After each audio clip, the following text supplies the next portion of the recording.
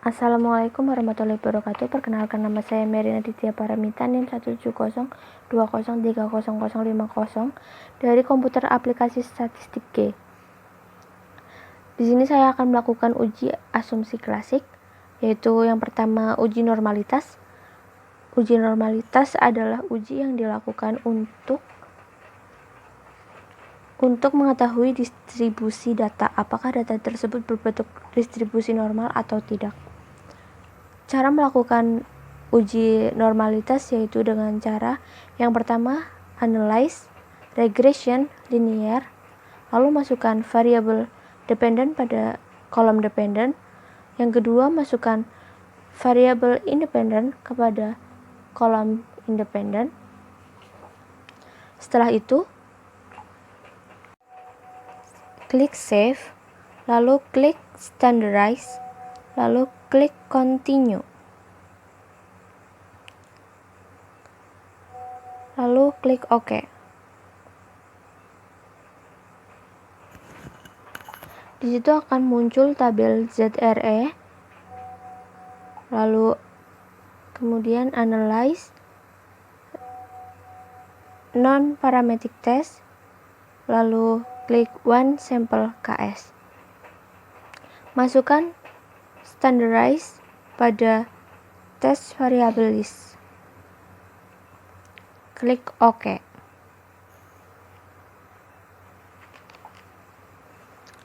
Lalu di situ akan muncul hasilnya. Di situ terlihat asymmetric-nya sebesar 0,200 atau sebesar 0,2. Hal tersebut berarti data tersebut berdistribusi normal karena lebih besar dari 0,05.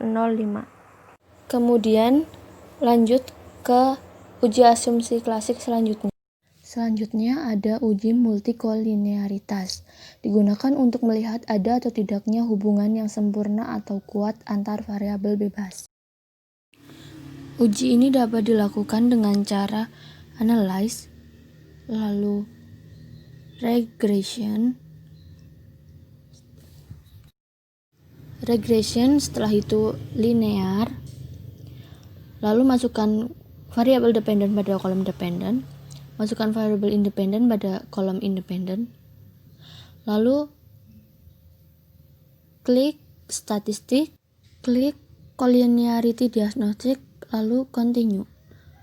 Setelah itu klik OK. Lalu lihat pada kolom tabel koefisien. Di situ terlihat koefisien variabel bebas dikatakan terbebas dari multikolinearitas apabila nilai VIF-nya kurang dari 10. Di sini terlihat iklan dan personal selling sebesar 1,663, yang artinya kurang dari 10, maka variabel tersebut terbebas dari multikolinearitas. Yang selanjutnya ada uji heterokedastisitas.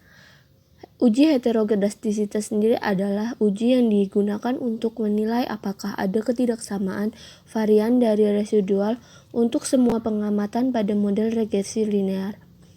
Hal ini dilakukan untuk mengetahui ada atau tidaknya penyimpangan pada syarat-syarat asumsi klasik pada regresi linear, di mana dalam regresi linear tidak boleh ada unsur heterokedastisitas.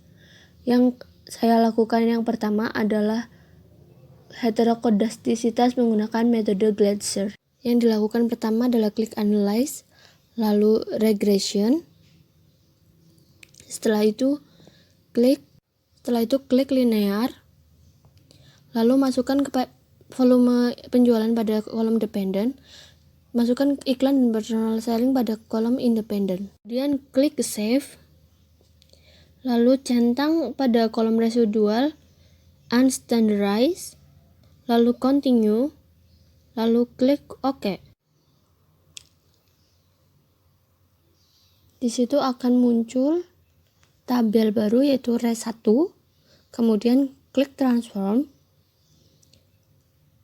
lalu compute variable, masukkan pada target variable yaitu abbreviate.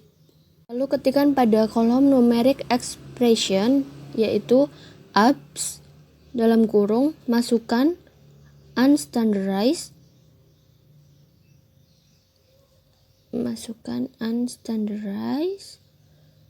lalu klik OK.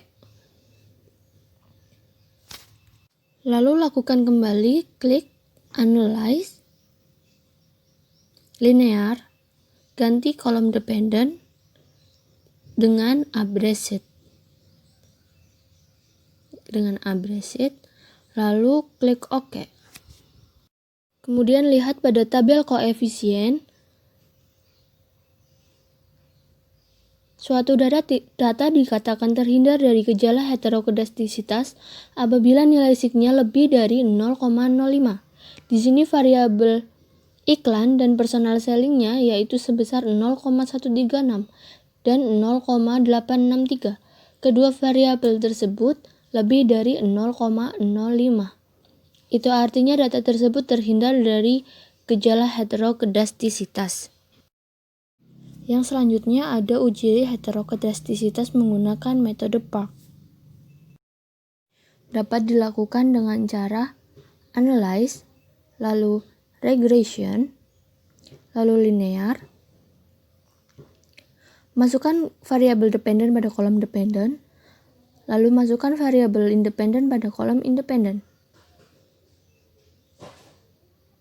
Lalu kemudian klik save. Lalu pilih pada kolom residual unstandardized. Lalu continue. Klik OK.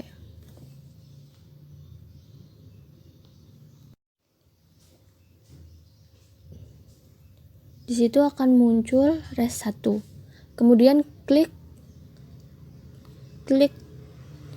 transform, lalu compute variable.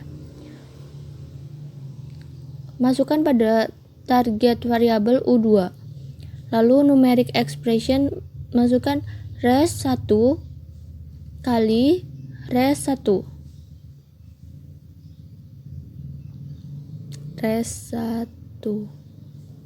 Lalu klik OK.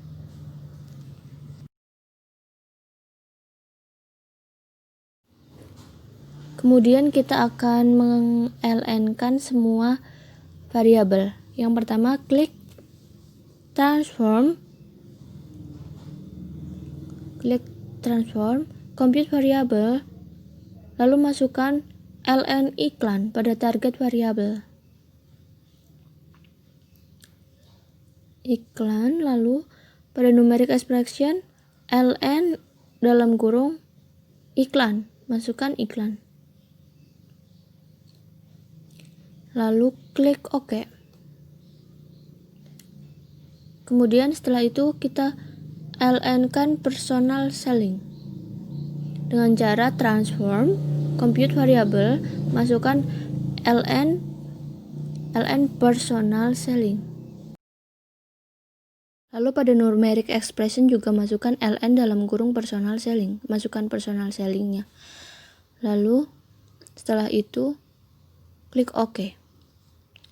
Kemudian kita ln-kan U2, transform, compute variable, klik target variable U2, ln U2, lalu numeric expression ln, masukkan U2-nya, lalu klik OK. Setelah itu kita ganti semua variabel menjadi yang sudah di ln-kan, analyze, regression, linear, ganti semua variabel dependen, dengan U2, ln U2, lalu independent diganti dengan ln iklan dan ln personal selling.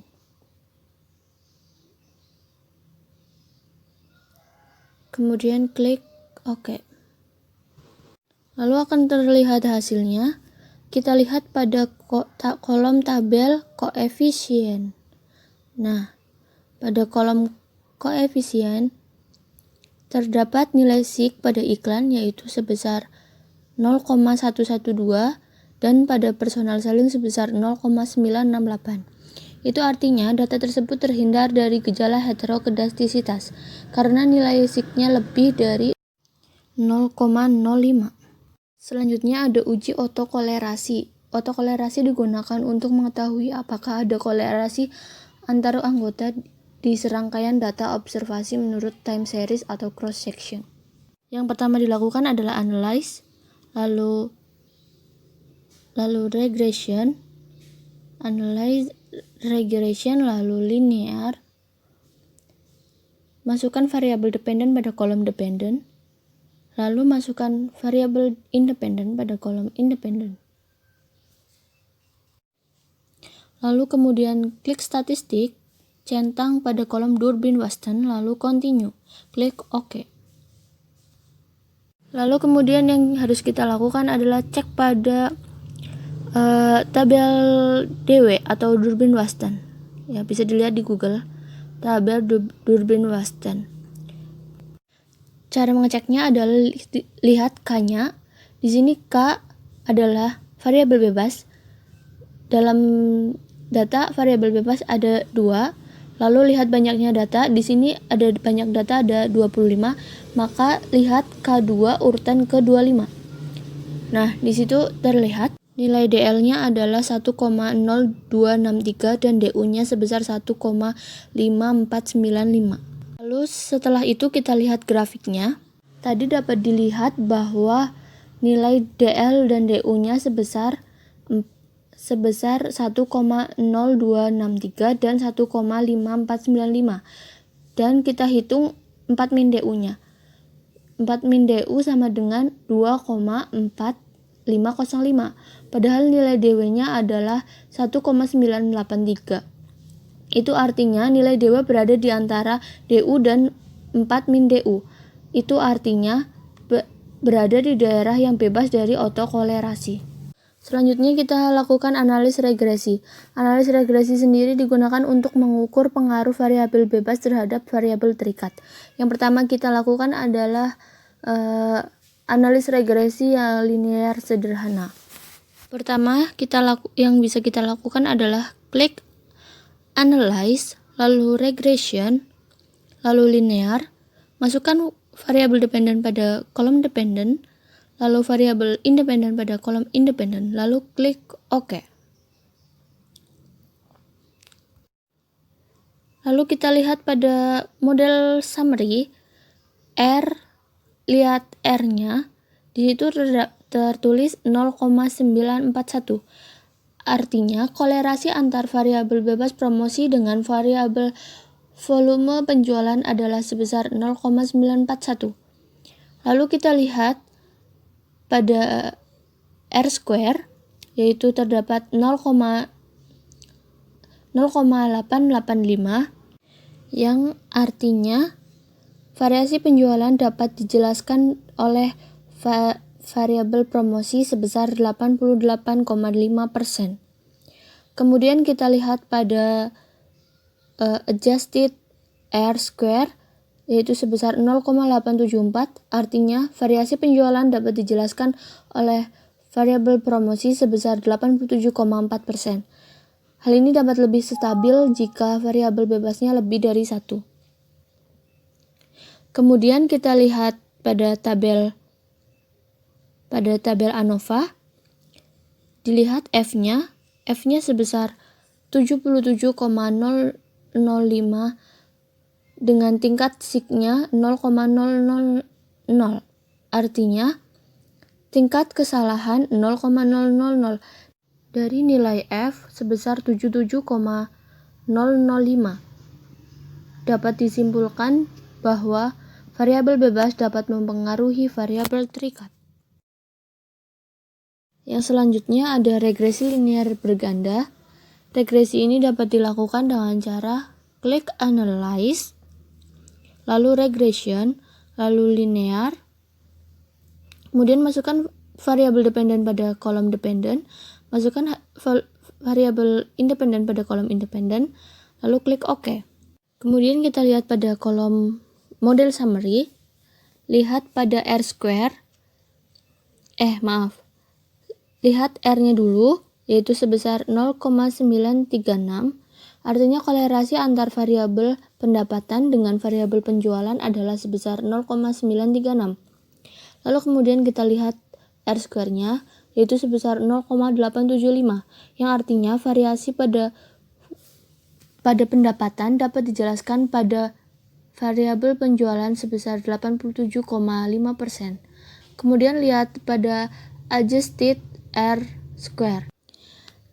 Di situ terdapat 0,84, yang artinya variabel penjualan dapat dijelaskan oleh variabel pendapatan dan harga sebesar 0,84, yang berarti pendapatan dan harga dapat mempengaruhi